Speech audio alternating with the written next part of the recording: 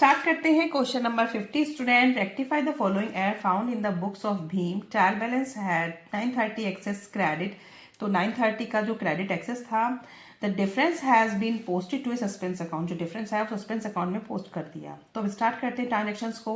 First transaction है the total of return inward book has been cast 1000 short. It means return inward book का जो total है वो कहाँ गया होगा, रिटर्न इनवर्ड अकाउंट में गया होगा। और रिटर्न इनवर्ड अकाउंट हमेशा क्या होता है, डेबिट होता है, ठीक है। और डेबिट साइड शॉर्ट ही रह गई है, तो एंट्री क्या हो जाएगी, return inward account debit. Debit short is to be debited, one sided error है तो क्या खुल जाएगा, सस्पेंस अकाउंट, ठीक है।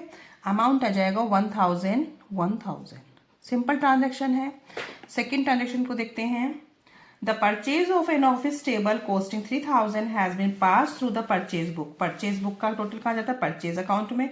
परचेज अकाउंट आपने डेबिट कर दिया, जबकि आपने ऑफिस टेबल खरीदी थी, कोई फर्नीचर खरीदा था तो फर्नीचर अकाउंट डेबिट होना था, लेकिन क्या कर दिया, परचेज को।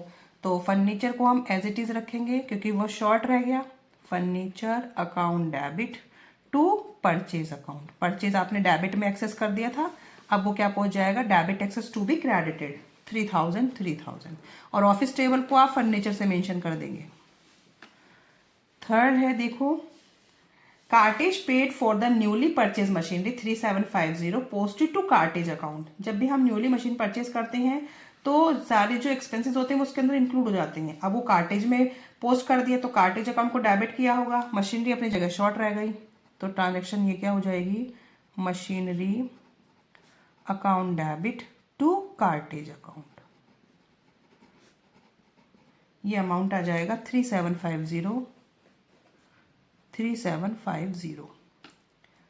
नेक्स्ट है, a purchase of 670 had been posted to the creditors account as 600। Purchase किया था आपने कुछ को ऑन क्रेडिट पे, तो एंट्री क्या बनती, परचेज टू क्रेडिटर। अब क्रेडिटर के अकाउंट में 600 डाले हैं, 670 के थे, तो 70 से आपका क्या चल रहा है, शॉर्ट चल रहा है, तो क्या करेंगे, suspense account debit to creditor. क्योंकि पर्टिकुलर ये पता चल रहा है कि उसके अकाउंट में ही गड़बड़ की है। कितने से की है, 70 से।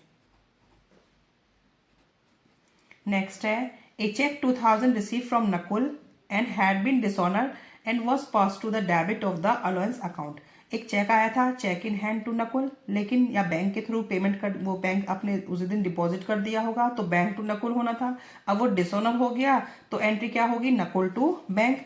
नकुल को डेबिट करना था, लेकिन डेबिट किसको कर दिया, अलाउंस अकाउंट को, तो नकुल अपनी जगह पे शॉर्ट है। Nakul to allowance account. Allowance account को हम क्रेडिट क्यों कर रहे हैं, क्योंकि वो डेबिट में एक्सेस हो गया। अमाउंट कितना है, 2000। जब चेक डिसऑनर हो जाता है तो नकुल को हम क्या करते हैं, डेबिट करते हैं। डेबिट जगह शॉर्ट है वो तो शॉर्ट ही रहेगा, और अलाउंस को आपने डेबिट कर दिया तो debit excess to be credited. Next है, an amount 15,720 due from Prasad return of as bad debt in previous year was recovered and credit to the personal account of Prasad. अब प्रसाद के पर्सनल अकाउंट पे डाल दिया तो कैश अपनी जगह पे सही होगा, क्योंकि ट्रांजेक्शन क्या होती है, cash account debit to bad debt recovered. जो रिटर्न ऑफ की एंट्री होती है एज ए बैड डेट, तो वो आप क्या होता है, cash account debit to bad debt recovered. लेकिन उसने क्या कर दिया, प्रसाद जो था इसको इसके पर्सनल अकाउंट को क्रेडिट कर दिया, तो जो उसको क्रेडिट किया उसको डेबिट करेंगे, Prasad to bad debt recovered. Bad debt recovered अपनी जगह पे शॉर्ट है। अमाउंट आ जाएगा 15,720। देखो सिंपल ट्रांजैक्शन है। अब देखो सस्पेंस अकाउंट, बट मैंने पहले से फॉर्मेट बना रखा है। अब यहाँ पे देखो सस्पेंस अकाउंट क्या हो रहा है, क्रेडिट हो रहा है, किससे हो रहा है, by return inward 1000। Second transaction में नहीं है, थर्ड में भी नहीं है, फोर्थ में डेबिट हो रहा है टू क्रेडिटर 70। ठीक है, यहाँ भी नहीं, यहाँ भी नहीं है,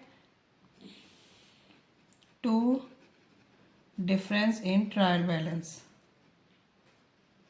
अब आपका 930 का आ गया तो बिल्कुल मैच हो गया है, 1000।